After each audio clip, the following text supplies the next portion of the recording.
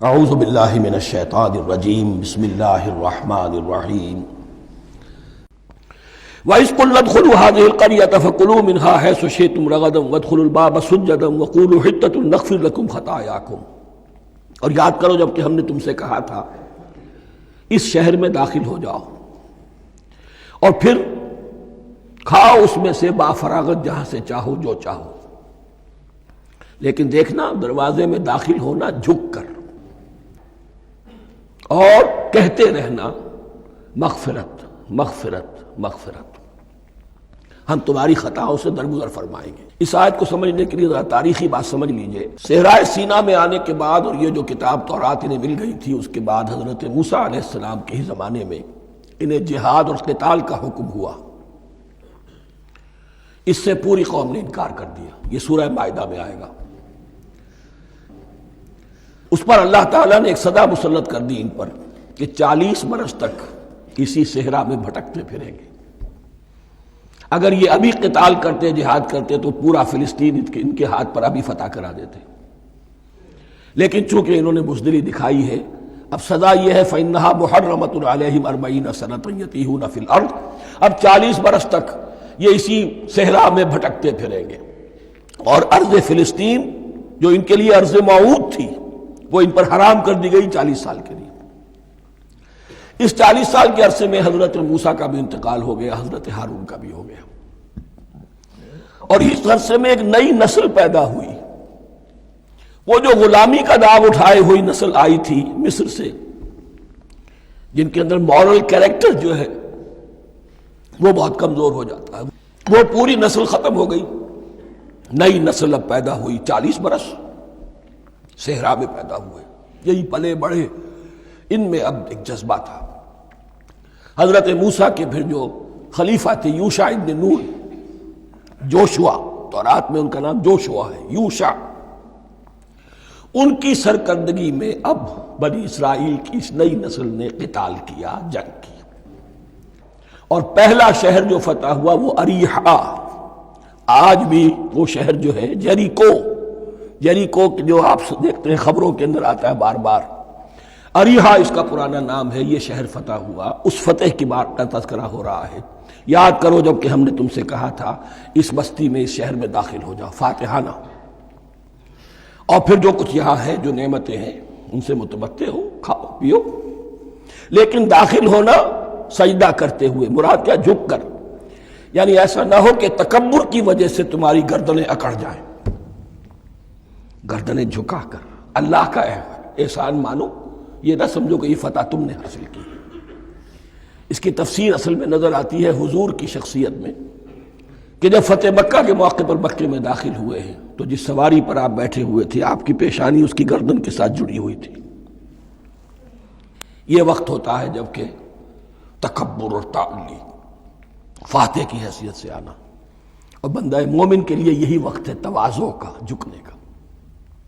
وَقُولُوا حِطَّةٌ، حتیٰ یہود تو کہتے ہیں جھاڑ دینے کو، تو اس کے معنی کیا ہے، اے اللہ ہمارے گناہ جھاڑ دے، مغفرت، اے اللہ ہمیں مغفرت، ہماری مغفرت فرما، جو خطائیں ہو گئی بخش دے۔ قولوا حِطَّةٌ، تمہاری زبان پر استغفار ہونا چاہیے، تمہاری گردنیں جھکی ہوئی ہونی چاہیے۔ نغفر لکم خطایاکم، اگر تم اس پر عمل کرو گے ہم تمہاری خطائیں جو ہیں انہیں معاف فرما دیں گے۔ وسنزید المحسنین، اور جو تم میں محسن ہوں گے انہیں اور بھی زیادہ دیں گے، اور انعام و اکرام آئیں گے۔ فبدل الذین ظلموا قولا غیر الذی قیل لہم، تو ان میں سے جو ظالم تھے، جو بد کردار تھے، انہوں نے بدل دیا، ایک اور قول اختیار کر لیا اس قول کی جگہ جو انہیں کہا گیا تھا حتہ حتہ، انہوں نے کہنا شروع کیا ہنتا ہنتا، ہمیں تو گیہوں چاہیے۔ یہ بعد میں ابھی آ جائے گا اگلے رکوع کے اندر، کہ من و سلوہ سے ان کی طبیعتیں بھر گئی تھی ایک ہی چیز کھا کھا کے۔ اب وہ کہہ رہے تھے کوئی چیز ہمیں جو ہے زمین کی روئیدگی میں سے، پیداوار میں سے، تو وہ ان کے زبان پر انہوں نے مذاق اڑاتے ہوئے گویا کہ حضرت موسیٰ علیہ السلام کے ذریعے سے حکم ملا ہے، استہزاء کر رہے ہیں، حتۃ کی بجائے حنتۃ۔ فانزلنا علی الذین ظلموا رجزا من السماء بما كانوا یفسقون، تو جن لوگوں نے یہ حرکت کی تھی ان پر ہم نے آسمان سے ایک بہت بڑا عذاب نازل کیا۔ تورات سے معلوم ہوتا ہے کہ پلیگ آئی اور جنہوں نے یہ حرکت کی تھی وہ سب کے سب ہلاک ہو گئے یریکو کے اندر، بما کانوا یفسقون، بسبب اس نافرمانی کے جو انہوں نے کی۔ وَإِذِ اسْتَسْقَىٰ مُوسَىٰ لِقَوْمِهِ فَقُلْنَا اضْرِب بِّعَصَاكَ الْحَجَرَ۔ اب یہ پھر صحرائے سینا کا واقعات آ رہے ہیں، ان میں ترتیب زمانی نہیں ہے۔ اریحا کی فتح جو ہے حضرت موسیٰ کے بعد ہے، لیکن اب یہاں پہ پھر ابھی وہ جو صحرائے تیہ میں جب بھٹک رہے تھے پھر اس کا ذکر ہے۔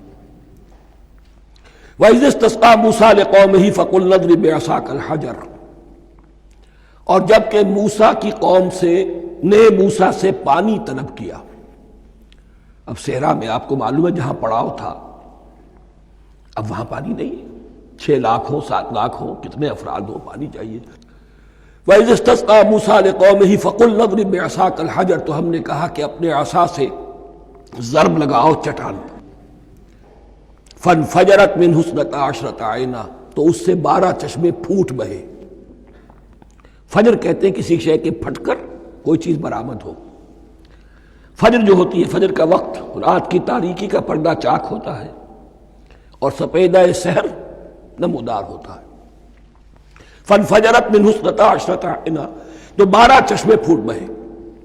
قَدْ عَلِمَ كُلُّ أُنَاسٍ مَشْرَبَهُمْ، یہاں اناس سے کیا مراد ہے؟ ہر قبیلہ، ہر قبیلے نے اپنا گھاٹ معین کر لیا۔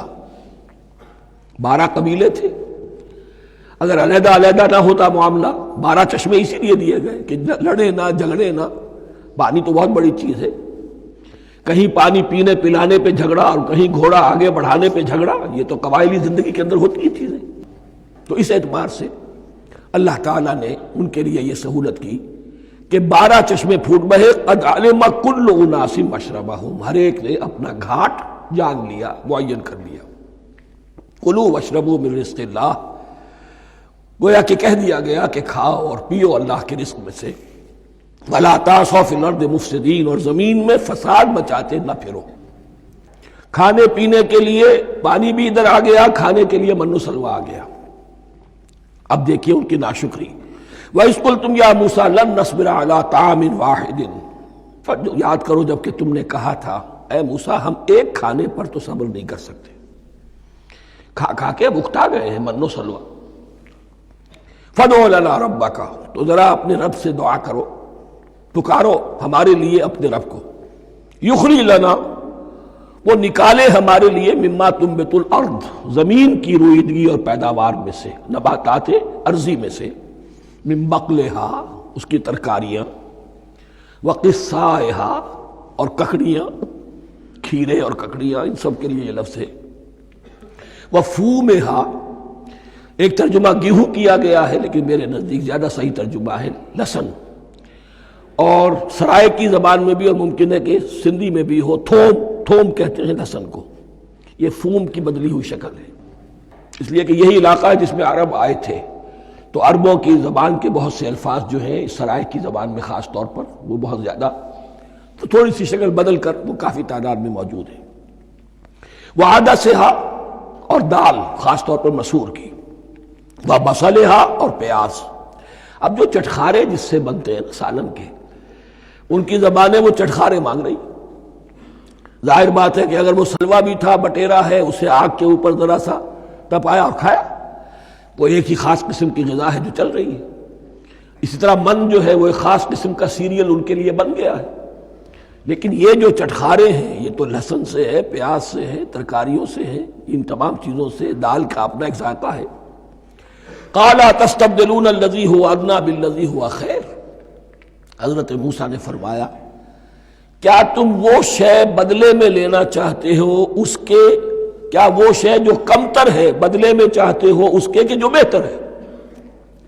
من و سلوا کہیں بہتر ہے اللہ کی طرف سے جو تمہیں دیا گیا ہے، تم اس سے تمہارا جی بھر گیا ہے، اس کو ہاتھ سے دے کر چاہتے ہو کہ یہ ادنا چیزیں تمہیں ملے۔ اہبتوا مصرا، اب یہ لفظ آ گیا اہبتوا۔ اب ظاہر بات ہے یہ آسمان سے زمین پر اترنے کے لیے لفظ نہیں ہے اہبتوا، یہاں اس کا ترجمہ صحیح ہوگا سیٹل ڈاؤن سم ویئر۔ اگر زمین کی یہ چیزیں چاہیے تو کہیں سیٹل ہو جاؤ اور کاشت کرو، بیج ڈالو، آبیاری کرو، یہ ساری چیزیں تمہیں مل جائیں۔ اہبطوا مصر، کہیں سیٹل ڈاؤن ہو جاؤ، کہیں اتر پڑو کسی بستی میں، کسی علاقے میں، فإن لکم ما سألتم، تمہیں مل جائے گا جو کچھ کہ تم نے مانگا۔ وَضُرِبَتْ عَلَيْهِمُ الذِّلَّةُ وَالْمَسْكَنَةُ وَبَاءُوا بِغَضَبٍ مِّنَ اللَّهِ۔ اب یہ ہے ان کی وہ خباثتیں، ان کے وہ ناشکریاں، ان کی وہ معصیتیں، ان پر جو آخری حکم دیا جا رہا ہے، جو اگر آپ برا نہ مانیں تو میں عرض کروں گا آج یہود پر اتنا اپلیکیبل نہیں ہے جتنا مسلمانوں پر ہے۔ ضربت علیہم الذلۃ والمسکنۃ وباؤوا بغضب من اللہ۔ ذلت اور مسکنت، کم ہمتی ان پر تھوپ دی گئی۔ ضربت علیہم، it was heaped upon them، the humiliation was heaped upon them۔ ضربت علیہم الذلۃ والمسکنۃ وباؤوا بغضب من اللہ، اور وہ اللہ کا غضب لے کر لوٹے۔ وہی امت جس کے بارے میں فرمایا وَأَنِّي فَضَّلْتُكُمْ عَلَى الْعَالَمِينَ، اسی امت کا پھر یہ حشر ہوا۔ کیوں ہوا؟ نافرمانی۔ تمہیں کتاب دی تھی کہ تم پیروی کرو، تمہیں کتاب دی تھی کہ اسے قائم کرو۔ وَلَوْ أَنَّ أَهْلَ الْكِتَابِ أَقَامُوا التَّوْرَاةَ وَالْإِنْجِيلَ وَمَا أُنزِلَ إِلَيْهِم مِّن رَّبِّهِمْ لَأَكَلُوا مِن فَوْقِهِمْ وَمِن تَحْتِ أَرْجُلِهِمْ۔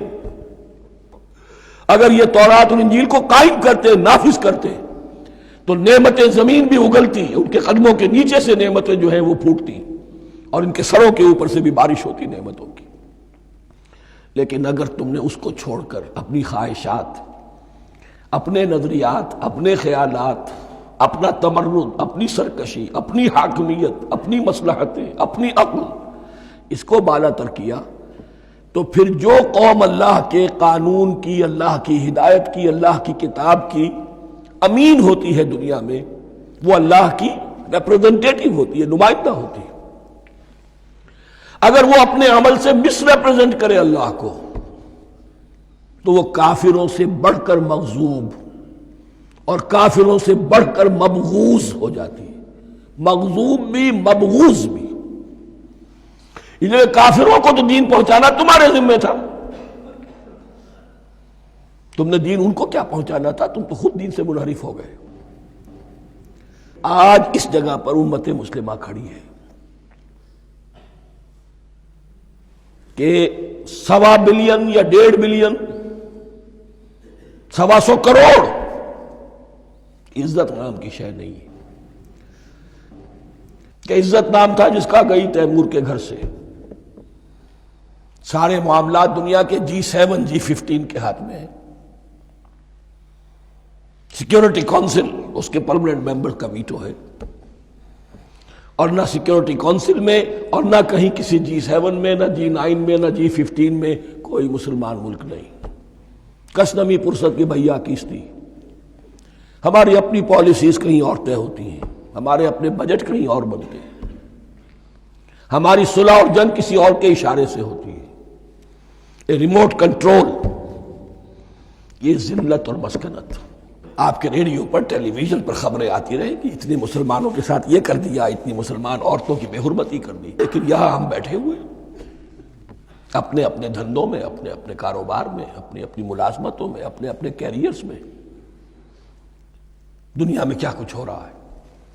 بہرحال اس وقت یہ جو ہے، میں نے جیسا کہ عرض کیا تھا کہ یہ ہے تاریخ بنی اسرائیل کی، لیکن خوشترا باشد کے سر دل براں، گفت آیت در حدیث دیگراں۔ یہ ہمارا نقشہ ہے آج اس آیت میں۔ ضربت علیہم الذلۃ والمسکنۃ وباؤوا بغضب من اللہ۔ اور یہ کیوں؟ ذالک بانہم کانوا یکفرون بآیات اللہ، یہ اس لیے کہ وہ اللہ کی آیات کا انکار کرتے رہے۔ وَيَقْتُلُونَ النَّبِيِّينَ بِغَيْرِ الْحَقِّ، اللہ کے نبیوں کو ناحق قتل کرتے رہے۔ ہمارے ہاں بھی مجددین امت میں سے کتنے ہیں جو جیلوں میں ڈالے گئے، جن کو ایسی ایسی مار پڑی ہے کہ کہا جاتا ہے کہ ہاتھی کو بھی وہ مار پڑتی تو برداشت نہ کرتا۔ احمد ابن حنبل کے ساتھ کیا ہوا؟ ابو حنیفہ جیل میں، انتقال کیا.